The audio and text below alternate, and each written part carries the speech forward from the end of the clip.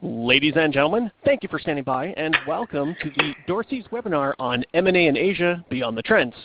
Now, during today's conference, all telephone participants are in a listen-only mode. Now, as a reminder, today's event is being recorded, and it is now my pleasure to introduce Simon Chen, partner in Dorsey's Hong Kong office. Please go ahead. Thank you. Good morning to those joining us in China and in Asia, and good evening to those in the U.S. and other parts of the world. Welcome to Dorsey webinar. Our topic today is M&A in Asia, Beyond the Trends. My name is Simon Chen. I'm the head of the Hong Kong office. I'll be your moderator this morning. I'm going to give each speaker today 1 minute to say hi to everyone.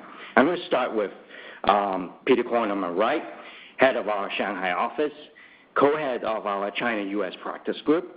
And Peter is also the recent recipient of the Shanghai Government Silver Magnolia Award. Peter? Thank you, Simon. Welcome, everyone. Yes, I've been in Shanghai now for the last 21 years, so I've seen all the different cycles of investment in and out of China. I've actually focused a lot of my time on technology, primarily clean technology, and I head the firm's clean technology business group. Thank you, Peter. And on my left, we have my friend and partner here, Frank Hon, head of our Beijing office. Frank. Welcome. This is Frank Hon. I head our Beijing office. I would like to just remind our audience that Dorsey opened the Beijing office 2 years ago, and with anticipation that we will be heavily involved in China regulatory issues. As you know, Beijing is the capital, so there are high government agencies, regulatory bodies are based in Beijing. So as it turns out, in the last year also, the Chinese regulatory system for outbound investment has been a significant issue for all the participants of the deals. So that is also going to be something we'll talk about today. Thank you, Frank. I'm going to fly over to America for 30 seconds to our Seattle office. We also have our friend and partner, Larry Ward. Larry, why don't you say a few words about yourself? Thank you, Simon, and greetings to those of you in Asia from across the Pacific Ocean. As Simon mentioned, my name is Larry Ward. I'm a partner here in our Seattle, Washington office. Here in our Seattle office, we do a great deal of work with investors into the United States from various Asian countries. My practice area focuses on U.S. national security law, and so my primary focus in helping clients from across the ocean is twofold primarily. First, it's helping clients when a filing with the Committee on Foreign Investment in the United States, or CFIUS, is needed. And then I also help clients in navigating the U.S. economic sanctions regulations that are administered by an agency here in the United States called OFAC. Thank you very much, Larry. And coming back to the Hong Kong office live here, last but not least, we have my friend and of Counsel, James Liu Daiger, who has spent the last 20 years working on both sides in the States as well as in China. James. Thank you, Simon. Good morning, Asia, and good evening, America. Welcome to our webinar. My name is James Liu. I am an of-counsel to Dorsey. Prior to joining Dorsey, I worked for 13 years in a leading Chinese law firm, and I have been trained as a corporate lawyer, mainly focusing on mergers and acquisitions, private equity, venture capital, and my work at Dorsey primarily focuses on cross-border transactions, especially on outbound, helping Chinese companies investing overseas. Thank you very much, James. Okay, we're going to dive right in. I'm going to set the scene here. Some of you have received the invite, and you guys know the focus of today's seminars. We're going to focus on some trends. So it has been a really exciting year from a legal, business, and geopolitical standpoint. I must say, at the firm, we're seeing deal makers, clients, advisors saying to us that they have been dealing with changing laws, rules, and regulations, operating environments, as well as very interesting political situations. For the China outbound M&A world, there has been a lot of ups and downs. Obviously, the stats for 2015, 2016 has been quite amazing, quite promising. And 2017 is a new era, new phase with new presidents, new governments, new regulations. And some of our clients, and I'm calling it a Volcker situation as well. So it's very dynamic, and we are seeing a lot of changes. So let's look at this new normal and see what we've been looking at. I want to now ask a few questions for Peter.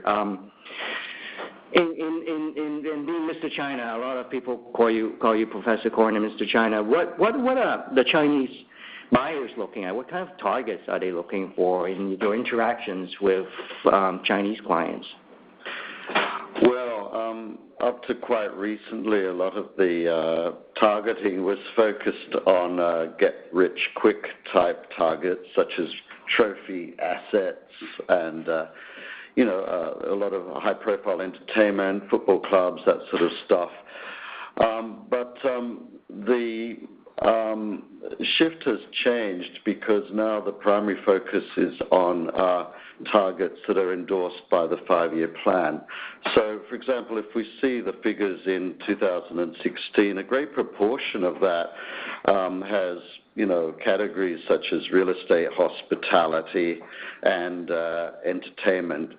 But if you look at the figure in 2017 to date, it's very much dominated by technology, advanced industrial applications, ICT. And while there's been a drop, a lot of that drop is attributed to a couple of factors. One, the disappearance of those sorts of investments into sort of trophy asset type investments. And also, there was one huge transaction last year that was first of its kind, and that was the China Chem acquisition of Syngenta. That was huge, which obviously is an unusual transaction that tended to skew the figures a bit. So thank you, Peter. Well, we have some slides prepared at the end of this slide that we will jump into that. But let me ask you this, Peter. So what do you think is keeping clients up at night these days, our Chinese clients? What are they thinking about when they want to do outbound transactions? The environment has changed so much between 2015, 2016, especially 2017. So, Peter? Well, it really depends upon the nation which they want to invest. Obviously, the Chinese enterprises love to invest in jurisdictions which are mature, which have good legal systems, and which can provide the sorts of deals that they really need and can apply in China to create businesses. The U.S. is one of the best targets because the U.S. has a great supply of great technology companies, particularly in the areas of clean technology, ICT, advanced industrial applications. But with the U.S., there is a fear now, mainly media-driven, that Cepheus will get in the way. So this is a fear shared by both private companies and state-owned enterprises, and Larry's going to look at that later.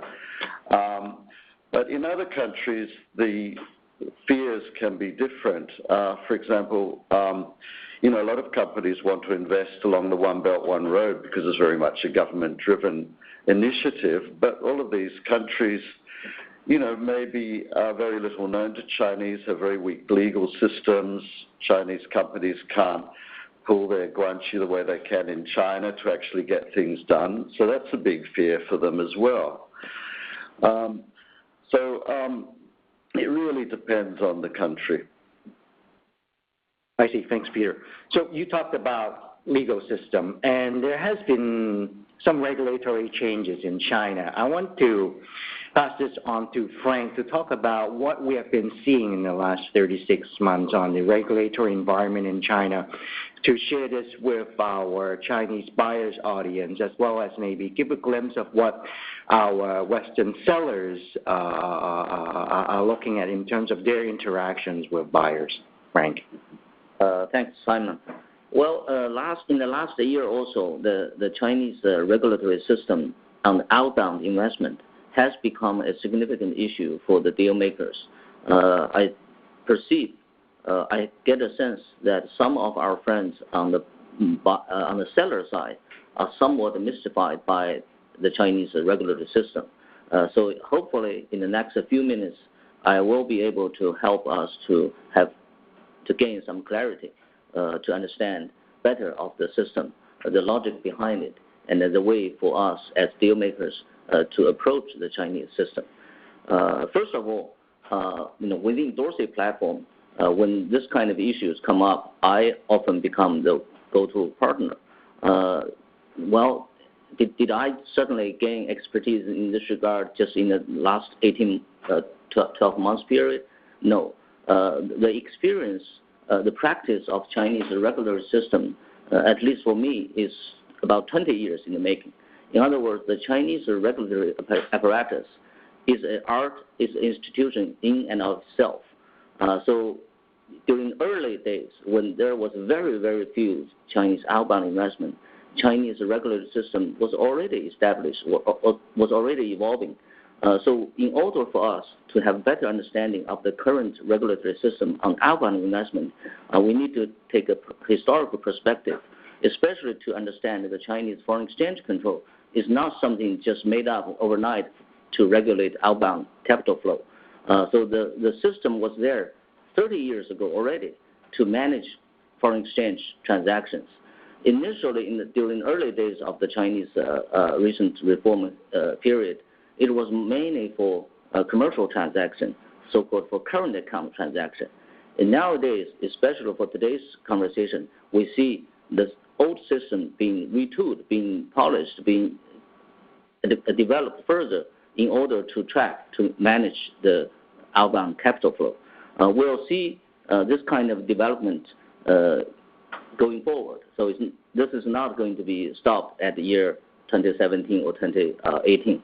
This is going to be a constant process. So with that in mind, I would address the first, main concept to understand the Chinese outbound investment regime. That is, there is substantive issues for the government to look at. Well, the government always look at issues, but for the outbound transaction, the Chinese system has a unique paternal approach. If we say that the U.S. Cepheus is the U.S. government play the role of watchman during the night, essentially to avoid what's bad happening to the U.S. Well, the Chinese government has two roles. They want to avoid bad things. They also want to promote what they perceive to be the good things. So other developed countries' government may not have that paternal approach. So this is what the Chinese government is good at. That is what the Chinese government has been practicing for whole PRC history.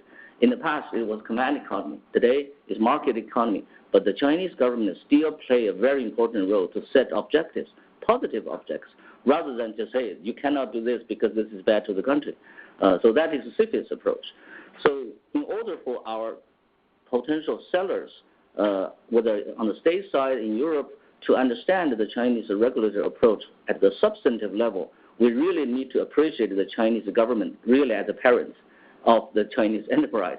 They want to make sure that the investment abroad achieves certain things positive for the country's economy and the social economic development as a whole. For example, if you look at the Chinese system, they specifically identify certain sectors as they would like to see more investment. As Peter mentioned, advanced technology, there are further breakdown in that category. And also, by the same token, they also want the Chinese investor to avoid certain things, such as pure commercial real estate, so on and so forth. Of course, there are regulatory parameters set on destinations of the country. But for our conversation purpose, most Europe, Western Europe, and the U.S., Canada, Australia are all encouraged destinations. So destinations are sensitive that are prohibited are very small, short list. We know the usual suspects. And the system was designed in a way to make a huge difference between the players. In other words, so far the Chinese system does not allow natural persons, individuals, to do direct for outbound investment. Still, if you review the upcoming to be amended regulatory rule on this issue, the individuals are still not allowed to do outbound investment. So all we are talking about is an enterprise as the players. And the system is designed in a way that meant to simplify most of the outbound transaction approval. So they use the so-called filing for record, which is the light level of scrutiny. It's a filing for record. Let the government know what you are doing. That's all. The real scrutiny is for larger deals. For example, if the value goes beyond $300 million, you require substantive review by the government and a substantive approval. So those are the potential substantive issues. Do I still have 1 minute? No, you have at least 3 more minutes. Oh, okay. I know you're jumping into the meat of your conversation, talking about approvals, and I do want the audience to hear about your experience about the multi-agency approach in China. Yeah. Okay. Well, as I mentioned earlier, the system was already there in China long before we are experiencing this height and all of a sudden a kind of a correction of this outbound investment wave. The system includes the so-called, the acronym is NDRC, National Development and Reform Commission, which is a very powerful, comprehensive agency. We have MOFCOM, which is equivalent of Department of Commerce in the States. And we also have very much feared SAFE.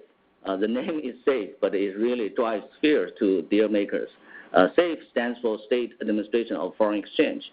So those are the main, 3 main government agencies that have direct jurisdictions on this outbound transaction from China.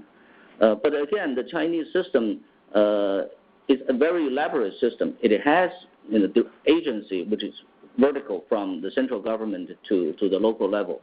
But also we have a jurisdiction divided by central government versus provincial government. So this is a kind of a complicated matrix that the system has to take into consideration not only the Chinese companies as the buyer's interest, but also the overall local economy and the national economy. So when you present your application, your petition, your documents to the government agencies, you cannot think only from the buyer or seller's approach. All the deal, you have to situate in the right context of the Chinese social and economic development. That's where you have to probably engage lawyers and consultants to make sure that your petition is well drafted. Sometimes you have to quote the right buzzwords so the government officials react positively, especially when you do certain deals that is potentially being perceived by the regulators as something on the wrong side of the deal list. For example, recently our London office has worked on this is, by the way, a public announced deal, so I can talk about it. Our London office represents UK seller, and the buyer is from China. The business is a technology, but it's somewhat in the media sector. So it's potentially sensitive to the Chinese regulators. So hopefully, actually, the deal is closed. So with all the help we mobilize within Dorsey system, although we are on the seller side, we in fact offered guidance to the buyer in China. Eventually, this deal closed, and money was paid in time. So that was a successful experience during 2017 in a sector that has a potential sensitivity in terms of in the media sector, which certain media business was off limit as of 2017. We should also consider the fact that the Chinese regulatory system on the procedure side is not just a one-off action. It's not like they take a look at your application and put the stamp on, then you go. So the system is designed and now is able to do so-called full life cycle enforcement. So this kind of regulatory philosophy and approach and objective applies across the board in Chinese regulatory environment, largely because the system is now totally computerized and to a greater extent internet enabled. So the central government agency could sit in the office in Beijing, literally open a file on private sectors subject to their regulation. And so they are able to build a dossier on lifetime basis.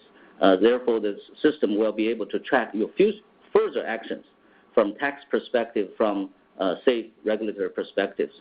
So for especially for the Chinese buyers, I don't think, well, you get approval, the deal is closed, money was paid, SPA was signed, the paperwork were exchanged, then it's over. No, you still have continuous obligation to this regulatory system.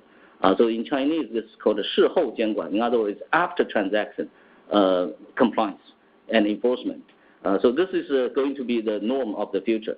It's a lifelong, life cycle enforcement. The last thing I would like to mention is that while the Chinese system has give us strong impression, is based on elaborate rules and procedures, there is still a point of which you see inflection point. The system is designed in a way when things get rough, when the environment gets tough. For example, last year, the end of 2016, the government decides to put a brake on. They were able to do that without fully following the spirit of the rule of law. But on the surface, they were following the rule of law. The way to do that is the magic word, so-called window guidance. So in Chinese, it's called 窗口指导. So this is a magic word. Behind this magic word is the special secret of the Chinese system. They are able to work the system with the full facade of everything follows procedure. But behind that procedural facade, there is a moment that the government is able to pick up the phone to the bankers, to dictate what to be done, what not to be done. And that part is not transparent.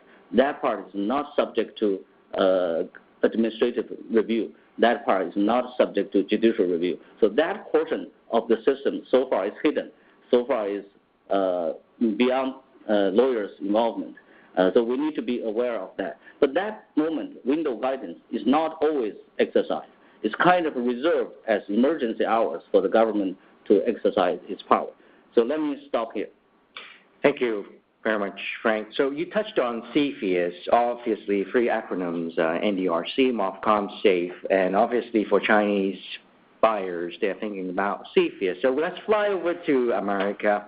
Larry, what can Chinese buyers expect in this environment from the U.S.? Sure. So Simon mentioned the acronym CFIUS, and I just want to give a little bit of background on that acronym and give a bit of background on the law that sets off this CFIUS process here in the United States. So the acronym CFIUS stands for the Committee on Foreign Investment in the United States. And CFIUS is an interagency body of various members of the presidential administration that are tasked with reviewing certain foreign investment transactions on behalf of the president, and then in certain instances making a recommendation to the president to block or unwind that deal because of national security concerns. The CFIUS process, or that presidential power, is kicked off by a law known as Section 721 of the Defense Production Act. And that law covers certain transactions that involve a U.S. business being acquired by a foreign person where there is some sort of national security impact. And I think one of the things that Chinese buyers need to expect is that national security here in the United States is defined incredibly broadly. And so it's very easy to think about an aerospace and defense company, for example, having an impact on national security. it's very easy to think about a contractor to the U.S. government having some impact on national security. But here in the United States, we actually pick up many other industry sectors when we think of national security. And so there's a component to all of this known as critical infrastructure. And the United States has defined critical infrastructure very broadly. So not only does it pick up things like water companies, electric companies, but it also picks up various industry sectors. Healthcare, for example. Telecommunications is another example. So there's a whole host of industry sectors where you may not immediately think that there's some sort of national security impact, but when you actually dive down into it and you look at the technologies that are involved, there is some potential national security impact. And so that's one of the things that Chinese buyers need to anticipate, is that although they may not think that a particular U.S. company has any sort of impact on national security, the reality of it may be that that U.S. company sure does have an impact on national security. One of the other things that Chinese buyers should really expect is that, much like in many Asian cultures, customs are very important. Customs are also very important when it comes to CFIUS. And so we'll talk about in a moment some of the deals that have been rejected. But one of the biggest things that can set off the CFIUS process wrong right from the beginning is when the parties go ahead and close a transaction without making a filing with CFIUS. Nothing angers CFIUS more than to go ahead and do that. The immediate reaction in that instance is that CFIUS has a distrust of the foreign buyer, whether it's a Chinese foreign buyer or a foreign buyer from another country. So in the United States, we also follow customs, and one of the customs is to follow the appropriate process with CFIUS. And so we have had very good success on behalf of several Chinese clients when the process is followed appropriately. So in other words, the parties anticipate a CFIUS filing, they build it into the transaction documents, they make it a closing condition, and they don't close until they actually get CFIUS approval. One of the things that we get back oftentimes from our Chinese clients is, well, this CFIUS process is going to delay everything, and it's going to set back closing. And I can tell you that certainly that's possible, but what I can tell you from experience is that, as Frank was just discussing, there are oftentimes Chinese regulatory approvals that are really going to be the gating factor. And so oftentimes we'll see Chinese clients come in and say, there's nothing on the Chinese side that's going to delay this. It's only going to be CFIUS. And what we have found about 99.9% of the time is that's not correct. In fact, that the CFIUS approval comes well in advance of many of those Chinese regulatory approvals. So I think that expectation that Chinese companies often have of there's going to be delays is not necessarily one that is true. And then in terms of the last expectation, I would say that one thing that Chinese buyers can expect, and buyers from across the world, is that with the Trump administration, there are lots of uncertainties, and so that also plays out in the CFIUS process. There are many high-level government officials that have not yet been appointed, which is incredibly rare. Normally, after the change of a presidential administration, it takes about 3 months to get a lot of these folks in place. And we still don't have many of these folks in place that play an integral part in the CFIUS process. And so once the Trump appointees do actually get in place, we may see some shifts and changes in how CFIUS operates on a day-to-day basis. I see. Thank you, Larry. So why are some of these deals being rejected by CFIUS based on your experience or based on what Chinese buyers, deal makers are reading about? Sure. So one thing to clarify right off the bat is that CFIUS itself cannot actually reject any deal. The only person that can reject a deal is the United States president. It's a presidential power to reject a deal or to block a deal or to order a deal unwound. The only thing that CFIUS can do is they can make a recommendation to the president that that's what he should do. So when we talk about rejections, that's what we're talking about, is either that the president has rejected it or that CFIUS is making that recommendation. CFIUS can also make a recommendation to the parties that they go ahead and unwind the deal or block the deal themselves because they're going to make the recommendation to the president that he do so.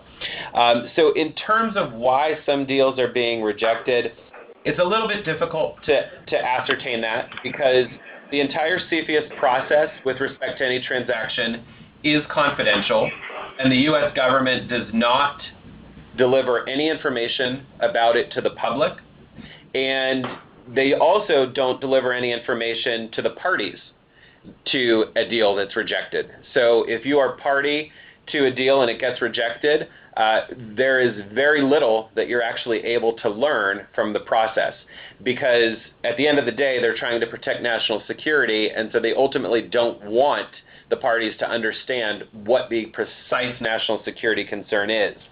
Why some of these deals are being rejected in part goes back to the customs that I just talked about. So there were a few high-profile cases in the last few years, the Rawls case, the Extron case, and the Lattice Semiconductor case involving Canyon Bridge. At least two of those three deals closed before they went to CFIUS. And again, that is something that just immediately set CFIUS off on a note of distrust. In each of those deals, there were some concerns with certain technologies or with certain aspects of the U.S. business. So in the Rawls case, for example, there was concern that the wind farms that were being acquired were too close to U.S. restricted airspace where naval fighter jets do their trainings. And so there was some real concern that there were some surreptitious devices that were going to be set up to spy on those planes and those training exercises. The Lattice Semiconductor and the Extron case really go to the heart of one concern, particularly among many U.S. Congress folk these days, and that's the semiconductor space. So semiconductor technology can be used in many ways, everything from our iPhone all the way up to the U.S. military or the Chinese military. And so semiconductors in particular are a hot button topic. Semiconductors that have known military applications are even more of a hot button topic. And so those are some of the reasons that things have gotten rejected. But I also want to point to some deals that have been really successful. So you look at a few years ago the Smithfield transaction, where a Chinese company acquired the largest pork producer here in the United States, a company that has contracts with the U.S. military, a company that has facilities very proximate to Defense Department bases, a company that has many contracts with the U.S. government. So there were very real national security concerns in that deal. There were concerns that potentially the Chinese owner could taint the pork supply system here in the United States. But in that transaction, the parties went ahead, anticipated the CFIUS process. They didn't close before the transaction, before they received the CFIUS approval. And so they basically did everything right. And they anticipated where the touch points were, what the things were that the U.S. government was going to be concerned about. Another deal that we worked on specifically on behalf of the Chinese buyer was Ninebot's acquisition of Segway.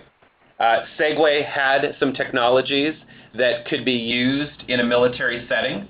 But again, on behalf of our client, we were able to anticipate where the concerns would be at CFIUS.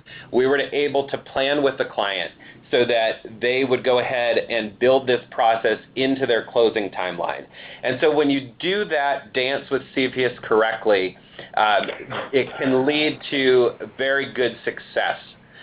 The other thing that folks from China in particular tend to get worried about is they think, oh, anytime there's any sort of government ownership, the deal's going to be rejected. And that's not necessarily the case. There are many Chinese companies that have minority ownership interest of the Chinese government, and oftentimes those deals just sail right through the CFIUS process because at the end of the day, the government's not in control. So we always tell our clients to just anticipate the process and to follow the appropriate procedures, and there is a very high likelihood of success. Thank you so much, Larry. So you talked about the process, timeline, and custom. I want to save that for the round table because Frank also touched on timeline and to a certain extent customs of the PRC approval process. I want to save that a little bit. I want to come back to China and share the floor with James to talk about learning curve because he has been advising both the U.S. side and the Chinese side. So I want him to touch on that, to talk about sort of the learning curve that both sides are having, the buyer side as well as the seller side. Thank you, Simon. The purpose of my talk, my discussion, is to shed some light on if you are the buyer, a Chinese investor, what are the peculiar points that is specifically associated with the Chinese acquisitions and you will likely to encounter? Or if you are the seller and the target, then what would you expect when you are negotiating with a buyer, with an investor from China? To begin that, I would like to share with you a very famous acquisition case. It's a story that is widely reported in the media. There is a Chinese biotech company based in Shanghai, and the CEO, the founder of that company, used to work with the target in the U.S. So he's no stranger to the board and to the current CEO of the seller. And when they learned that the company was for sale, they submitted their bid. And their price, they offered at least 30% more to the next competitor.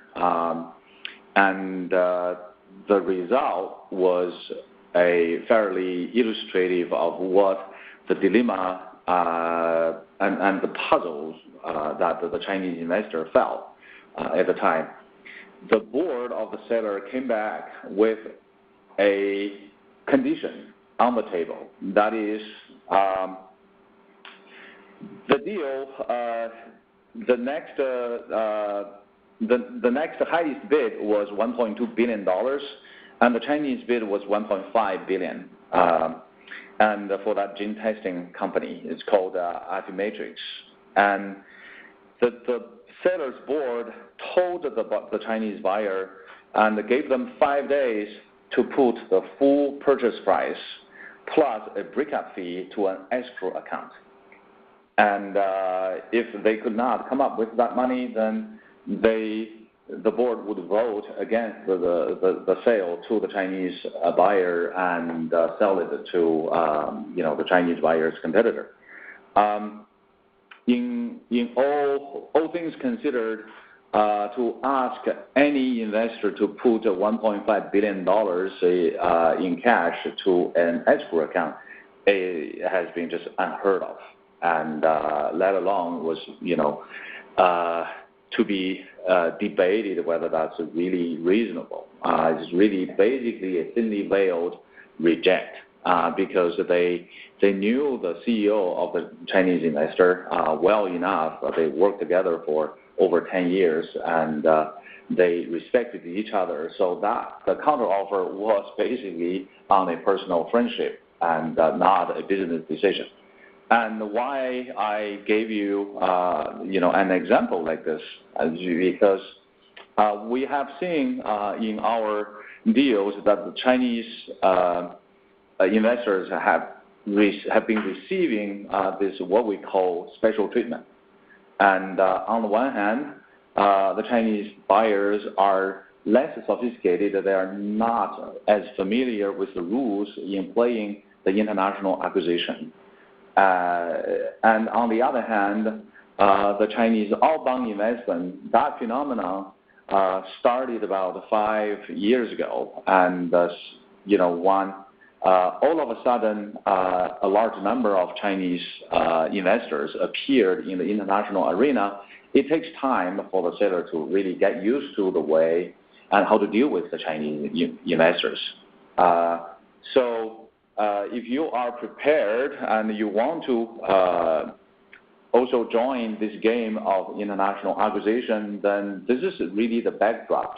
You need to prepare yourself and psychologically as well as a very well-versed strategy in place and to guarantee a success.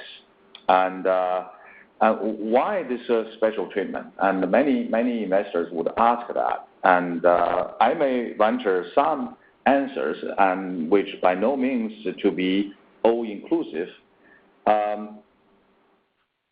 The Chinese deals represent, as Larry just said, nearly 19% of all cases reviewed by CFIUS. And but most of the reject cases, high-profile reject cases, involve Chinese buyers. And Larry talked about the Rose case and the due process protection. In that case, the investors sued the CFIUS board and won a partial judgment, and the deal was able to go through pending certain conditions to be met. And so if you are prepared to engage in acquisition, the CFIUS strategy should be part of your overall acquisition strategy in the very beginning. And if you don't do that, then in the current political environment, there is just no guarantee that you deal, no matter, as Larry said, on the surface, it has nothing to do with national security, but you may get a surprise letter from the board of CFIUS. And two, I think there is a certain level of mistrust and hostility from the seller's local political establishment and the businesses, and also the worry that the Chinese buyers are coming, whether they're going to cut all the jobs and move all the machinery back to China and leave the seller empty-handed with a pile of cash. That's a real concern. So in your overall strategy, a media strategy should be also part of your overall strategy if you want to guarantee a success. And thirdly, the post-merger integration is very, very important. We are talking about the mistrust, and you are operating in a very different cultural environment and language barrier, customs, and all these present a challenge to a successful acquisition. So, in summary, you should be prepared to have a overall strategy in place and do your homework before you embark on that adventure in the international acquisition. Back to you, Simon. Thank you, James. So this is a good segue about mistrust into opening up the floor for a roundtable discussion to synergize the experience in the United States in our Seattle office, our Beijing office, our Shanghai office, and our Hong Kong office.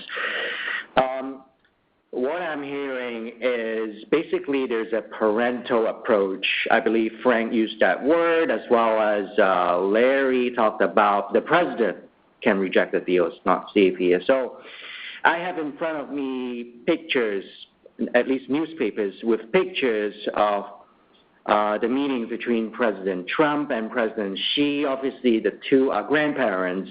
And then in China, we call them 是爷爷. So there is a lot of, it feels like, parental touch. So, gentlemen, what do you guys think of the new deal pact that was signed by the two presidents last week? And what are you guys seeing from your clients? Well, I personally believe that these deals had been in the pipeline for some time. It wasn't as though Trump came along and created these deals. I think actually they were held back for his visit in order to create greater visibility for the deals. Actually, the U.S. and China are a match made in heaven. China needs what the U.S. has got. U.S. does need what China has got as well. So in a sense, these fears that we've discussed today are artificially overshadowing the huge partnerships that are ongoing and that are building up between the two countries. So my view is that it's really business as usual, but it's been highlighted as being something very unusual as a result of the visit. Larry, on the CFIUS side, we were talking about the process or the changes in process. So that relates to a certain extent, the custom that buyers and sellers are used to in dealing with CFIUS. Do you think that will change based on last week's handshake or the deal pact between the two countries? So I tend to take the same thought as Peter, that many of these deals that were part of that pact likely were deals that have either been in the process for a while or are just mere proposals at this point. In terms of impact on CFIUS, I think that President Trump has a history of making many inconsistent statements depending on the audience that he's talking to. And at least here in the United States, he has made statements over the last year and a half or so since he announced his candidacy for president that would suggest that he believes that greater scrutiny should be given to Chinese deals, inbound deals in the United States. His trip last week, appears that he has set off a good relationship with China. So it remains to be seen what his sort of attitude will be that will trickle down to CFIUS. What I can tell you, though, is that within the U.S. Congress, there is a movement to modernize the CFIUS process and to make some pretty vast changes to how the CFIUS process operates. And one of the proposed changes is to direct greater scrutiny to particular countries of concern that would be defined in the regulations. So it remains to be seen sort of what the Congress will do. The Congress has tried several times over the last few years to change the CFIUS process and has not been successful. I tend to think that they won't be successful this time around either, although this is a bipartisan bill that was introduced into the Senate, and it's sort of one of the few areas where there's agreement between the parties, so we might be surprised. Thank you, Larry. Well, I want to touch on numbers and trends. Since we're talking about exactly around USD $253 billion worth of deals signed last week. So I just clicked onto the next slide with some trends that we have been seeing on outbound M&A transactions as well as some of the industries and sectors. So, gentlemen, looking at this, let me synergize some discussions here. For example, Frank, Peter, James, when we had dinner and this morning before the webinar, we talked about some of the sectors that will be a little bit different to before. So what are you guys seeing and what are you guys seeing? We want to talk about beyond the trends, or what are some of the beyond the trends themes that we are seeing? Yeah, the trends are very clear. Basically, they can be separated into four categories as the core trends. China needs to upgrade its industrial establishment. So advanced manufacturing technology is one very critical area. China is heavily polluted, and there's a huge environmental campaign going on to close down polluting factories. So there is a huge focus on advanced clean tech technology. China, again arising from pollution, there's a huge concern about clean food here. So ensuring supplies of clean food and also having the technology to make China's own food clean is very, very important. And last but definitely not least, and they're again arising from all these issues that I've mentioned, healthcare, and that's probably the hottest sector of all. Of course, you do have other areas that have attracted a lot of attention, such as the trophy asset acquisitions and, consumer goods, entertainment, all of that stuff, which will still be a factor because they are very prestigious in their own way, but they won't be the core and they won't be the easiest projects to approve if the money's coming from within China. But, James and Frank have been doing a lot of stuff in those areas, particularly healthcare. Maybe you'd like to comment on that. Thanks, Peter. First of all, let me answer Simon's question, then I'll come back to the healthcare.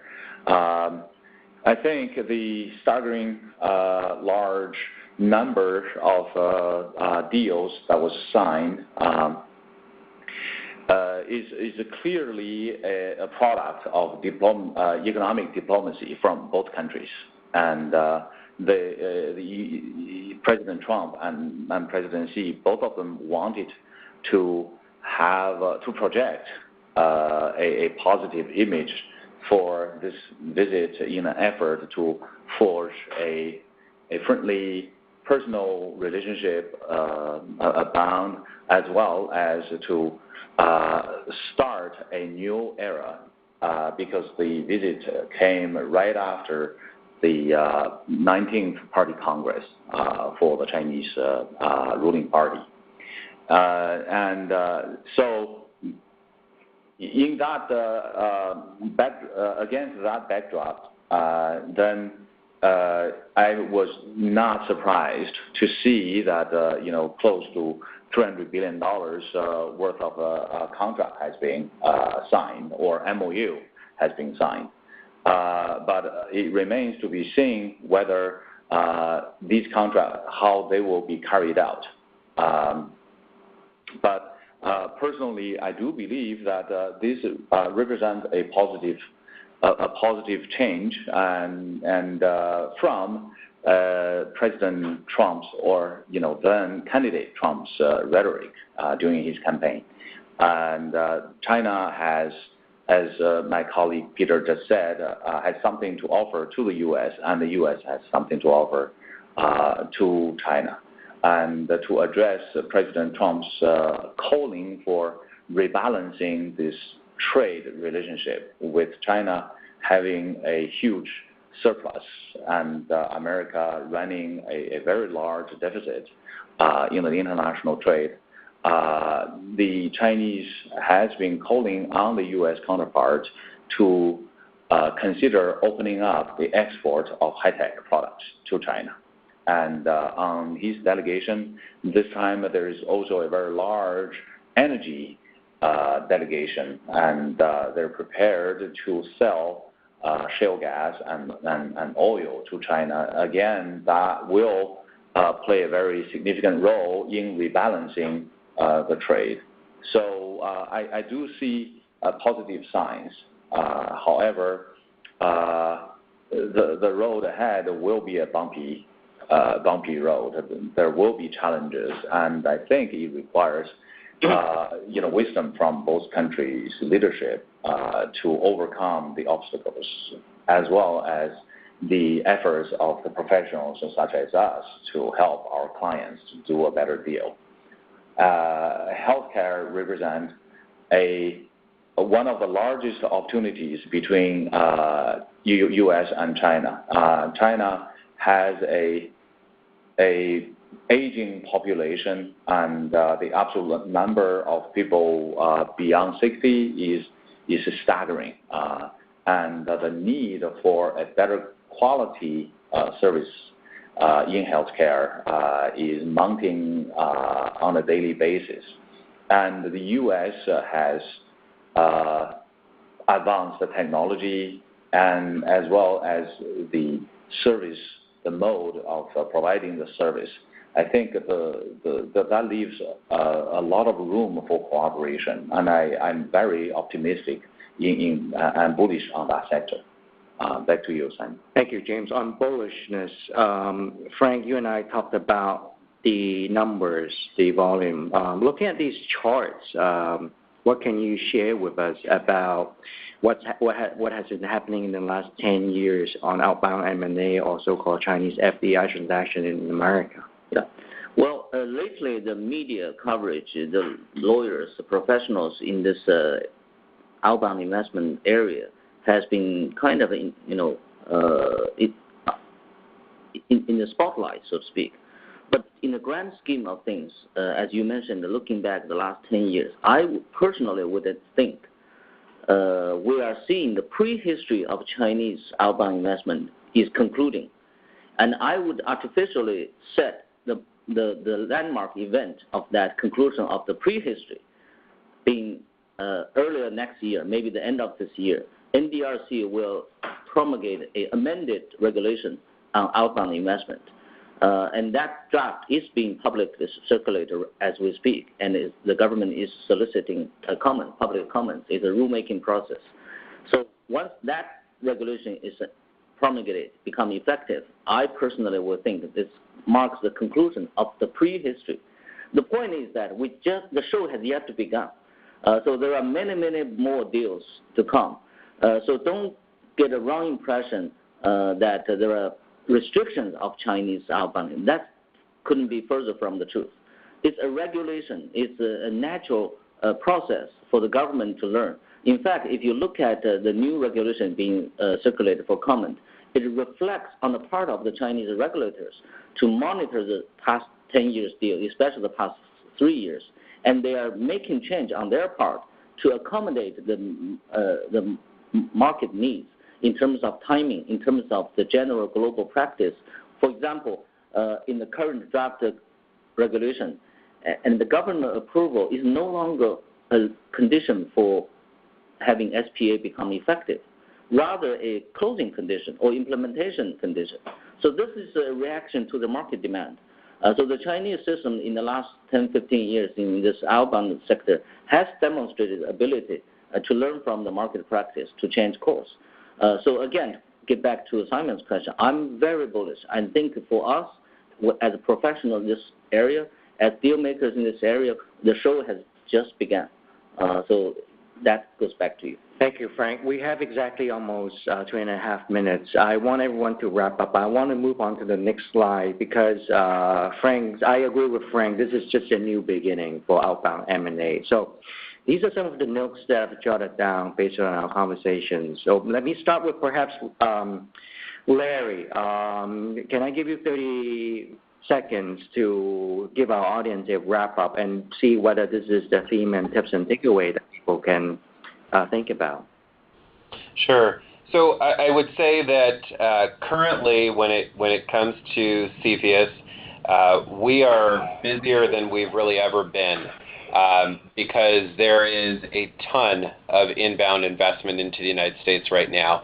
And it's not just coming from China, it's coming from other places as well. And so what I can say about the CFIUS process is that it's a process that should not scare Chinese buyers or buyers from other countries. It's a process, though, that should be thought out and should be carefully planned with advisors that know what they're doing and that can help you get through the process. And as long as that is done, the likelihood of success is quite high. Thank you, Larry. Peter? Yeah, while there has been a lot of concern about the restrictions from the end of last year, we are seeing some deals now approved very quickly, even for when the money has to be sent from onshore in China, particularly if they're not large deals. So expect that process to accelerate in those areas which are very much endorsed by the 5-year plan. And one point that we really haven't talked about today is the volume of Chinese money which is now offshore, either in Hong Kong or in other parts of the world. I mean, that really isn't restricted at all, particularly where it's private money. So it's really very much business as usual. And really you can't categorize these transactions according to the border which they cross anymore, because they're associated with China no matter where they may be and where the money may come from. So I think that there'll be a whole lot more activity irrespective of what happens within China on regulatory issues moving forward. I want to put a pause. Thank you, Peter. I want to put a pause for our audience. Our operator is reminding me that our time is up, but we can continue for another 5 minutes for this wrap-up. So I would like to do that. But for the audience, if you would like to log out, this is a point in time for you to log out, but I will continue for another around 5 minutes to have this conclusion. I think this would be the meat of today's roundtable. Frank, would you like to give your wrap-up and see whether these are some of the tips that our audience can use to think about for 2018 and beyond? Well, again, my number one suggestion is that whether you are buyer or seller, when you structure the China-related outbound transaction deal, you really have to see beyond your immediate concern as whether as buyer or seller. You need to take China-U.S. micro conditions, especially sector-wide conditions, into consideration. You need to have certain level of political sensitivity, especially you are contemplating billion-dollar level deal, because by its nature, China, U.S., notwithstanding, as Peter said, each country really needs each other. There is also strong enough reason that both countries are kind of not helping each other in the right way. So for deal makers, for professionals, advisors, we need to have certain level of political sensitivity when we structure mid-market above deals. The other suggestion I would have is that we need to plan things ahead. Don't rush to finish certain things that by its nature it takes longer time. For example, Cepheus has its own statute-mandated timeline. And the Chinese regulatory system, despite all its improvement and the future reform, by its nature, it will have a timeline to follow. So those process needs to be, especially for the business executives, they need to have those concepts early on when they plan their deals. Those are from me. Thank you, Frank. James. Well, my colleagues have covered the topic fairly fully. I'd like to just make 2 points very quickly. Number one, of all the challenges that you heard today, safe issues, whether the Chinese investors can move funds outside of China so they can pay the purchase price, or CFIUS outlook. And on the first issue on safe, we are hearing on the ground that for smaller deals, less than, say, $500 million, and the approval is very quick. And so the macro environment for outbound investment has been improving, and we started to see the effect of that loosening up. And secondly, find the right professional and experts to help you, because there are ways to overcome these obstacles. For example, in a deal that we're involved, a very large deal we're involved this year, the purchaser, the investor, was in the process of setting up an overseas fund for the purpose of that deal. And once they are simultaneously negotiating the deal as well as setting up their fund. So we did not really anticipate any delay in wiring the fund out of China and meeting at the same time the regulatory requirement from the Chinese government. So there are ways to deal with safe issues. And personally, I'm working with a Chinese fund with $16 billion readily available to be deployed in Hong Kong. And I am aware of several funds, of that size. And so to borrow a phrase that is probably not entirely appropriate, money is not an issue here. Is the preparation, the homework you do. And on CFIUS, I'd like to just to point out that seeking advice from professionals on your CFIUS strategy is mandatory if you want a successful acquisition. Back to you, Simon. Thank you, James. So my wrap-up is this. There's definitely a VUCA situation out there, meaning it's volatile, uncertain, complicated, and ambiguous for deal makers on both the buy side and sell side. And at Dorsey and Whitney, we take a multidisciplinary approach, multi-jurisdictional approach, multi-office, one-team approach like today, interacting with our colleagues in the U.S. as well as Shanghai, Beijing, Hong Kong, all working together towards finding a solution, finding a predictable path for our clients faced with these problems, issues, and challenges. And on this note, I want to say thank you to the audience, thank you to all the speakers, thank you to a lot of people working in Hong Kong, Seattle, and Minneapolis, our headquarters, in operating this webinar. If you have any questions, any feedback, even any comments, or even if you want to connect with one of us, at the end of the slide deck that you are seeing on your screen, it has all our contact information. I want to thank you once again. Have a great morning in China and Asia, and have a great evening in America. Thank you.